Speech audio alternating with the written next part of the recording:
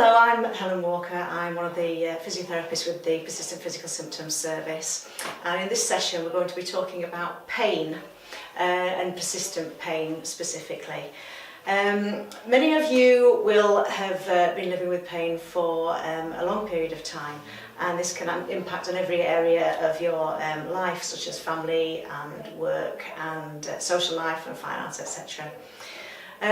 If we're going to manage pain effectively, we really need to understand what is going on in our body. If we understand it better, then we can do something about it more efficiently.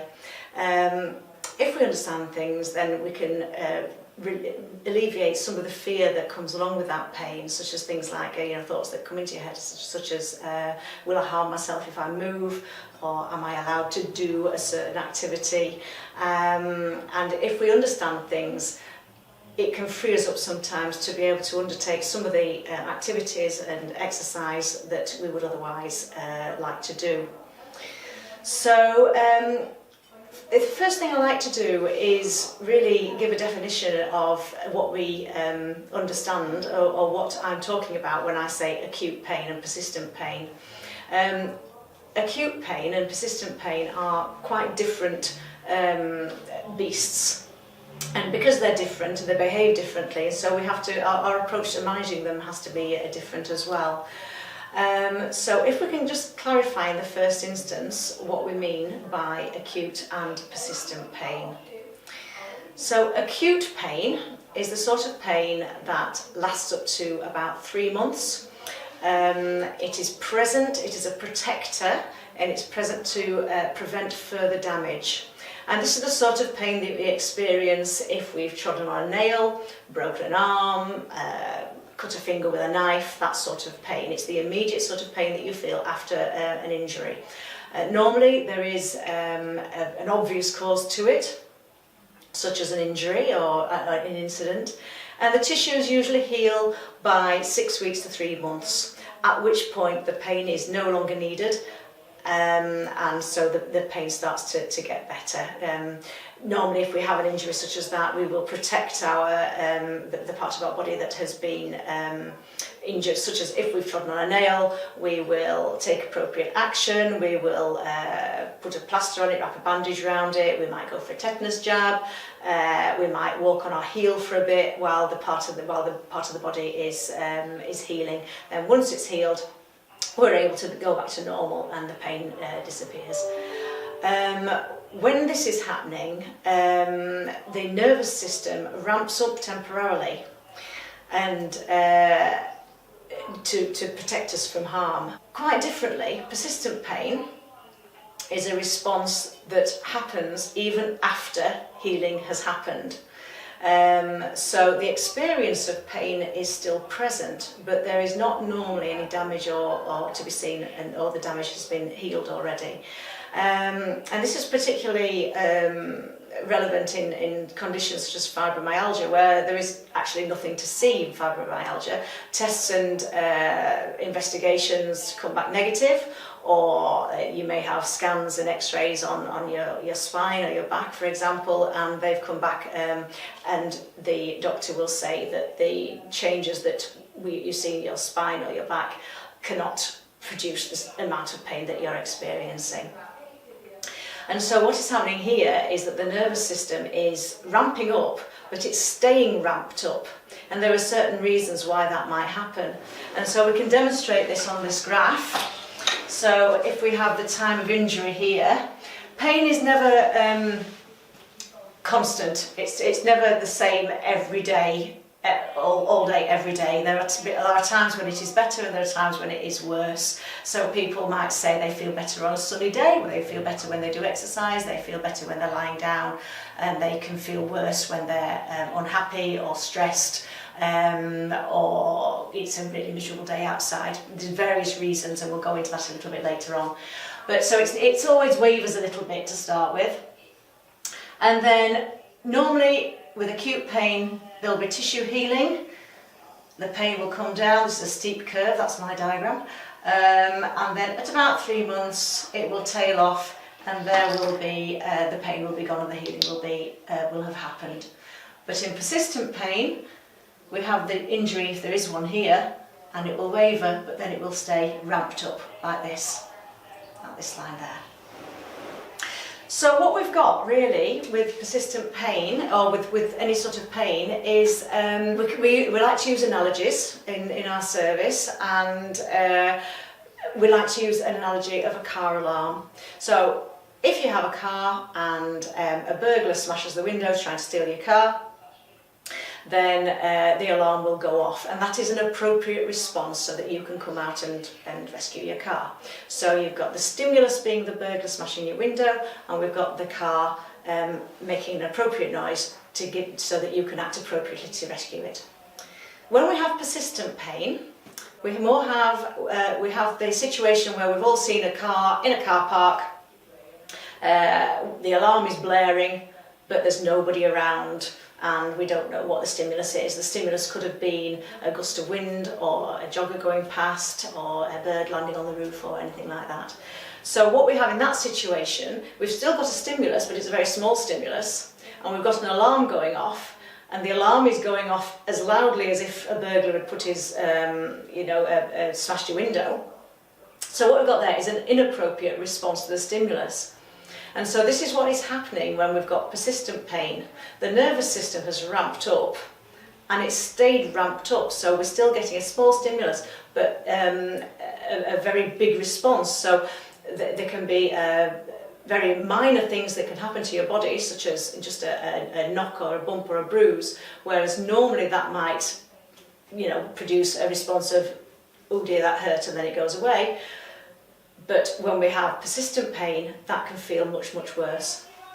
One of the most important things we need to get over when we're talking about pain is that whatever sort of pain it is always real. And we never say that pain is in your head, although the nervous system, the brain, do have a very strong role in producing pain. It's not in your head. In your head sounds like it's imagined pain, and pain is never imagined. It is always what the person says it is, and it is always at the level that the person experiencing it says it is as well. So we need to think about, why does the nervous system overreact, and why does it become sensitive? And this is a complicated system of events, and if we can first understand what influences the nervous system, we can understand how pain works. What we're going to talk about now is a process called nociception, and this is the start of the process of pain. And it starts with the specialist nerve cells that are in the tissues, and these are called nociceptors, and they pick up information, on touch, on pressure, temperature, chemical and biological changes. What they don't do is sense pain. People often call them pain sensors. They're not pain sensors, they just sense information and changes in information. So what they do is they pick up the information, so this is the stimulus, and then the messages go up to the spinal cord. Sometimes it stops there, in acute pain, sometimes it stops there. But if the stimulus is large enough, then the messages will go to the brain.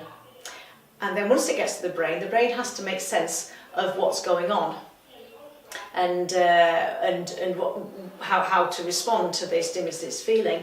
So the stimulus could be, again, it could be mechanical pressure, it could be a bump, it could be a bruise, it could be changes in the chemicals in our bloodstream, which change according to our mood, such as serotonin and endorphin, which are produced when we are happy, dopamine, again, which and oxytocin, which are produced when we are in our happier states. Or it could respond to other chemicals such as adrenaline and cortisol, which are produced when we're under a lot of stress. And these hormones tend to aggravate the nervous system. So what we've got is like a two-way motorway sending message up and down to the brain. So the messages go up the spinal cord to the brain makes sense of it, and then a response is produced.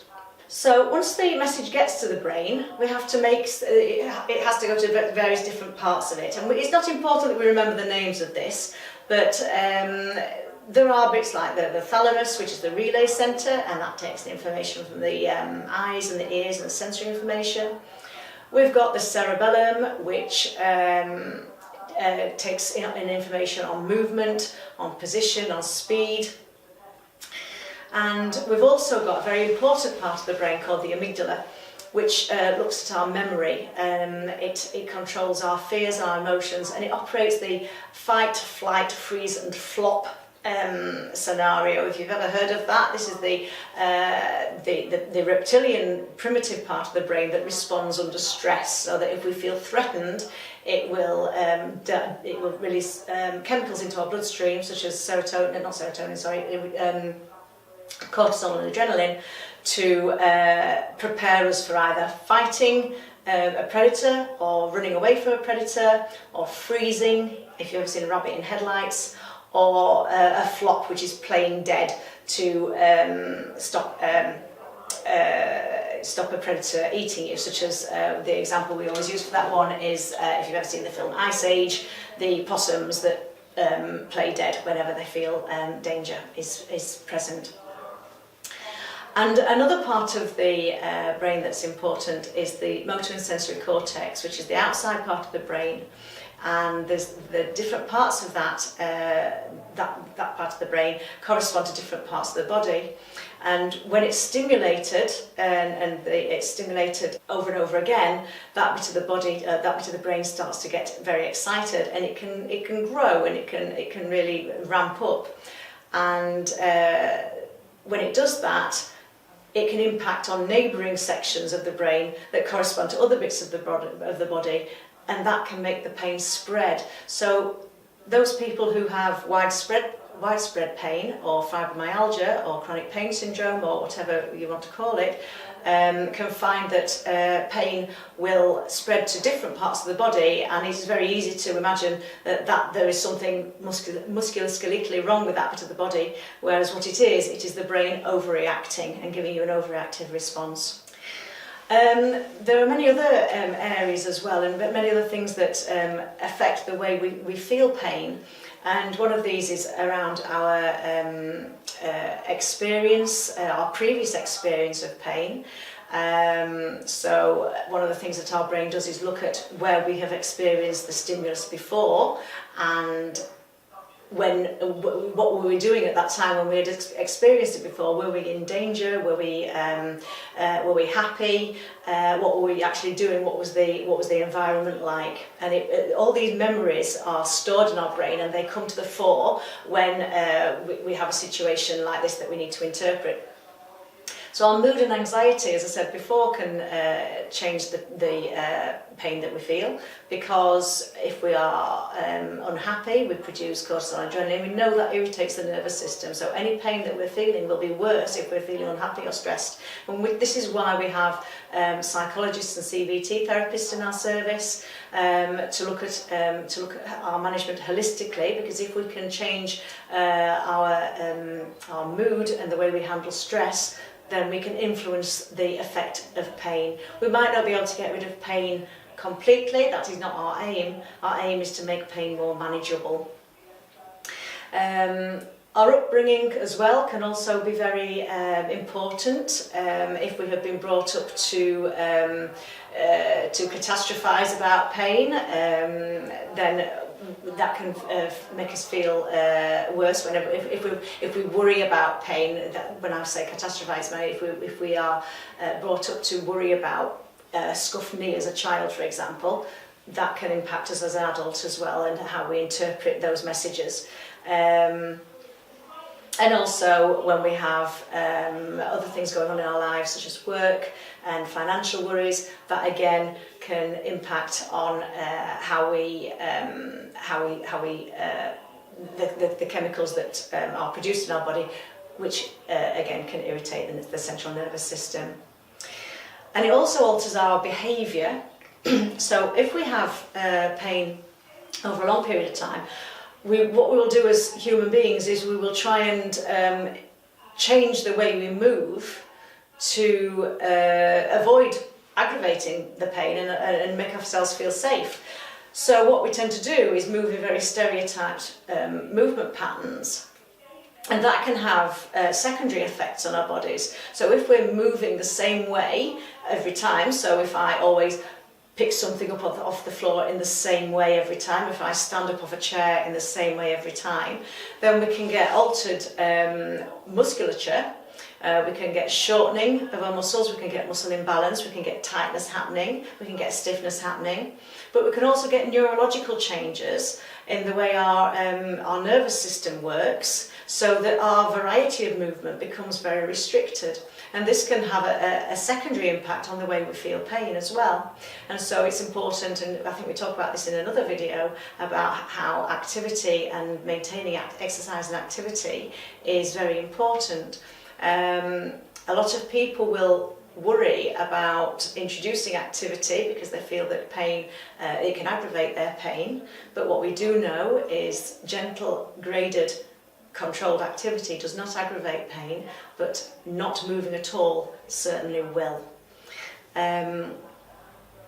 So as you can see, there are many different ways we can influence pain through looking at different ways to move, different ways to manage our stress and anxiety and depression. And if we can look holistically at the way we manage pain, then we can hopefully move towards introducing a better quality to our life.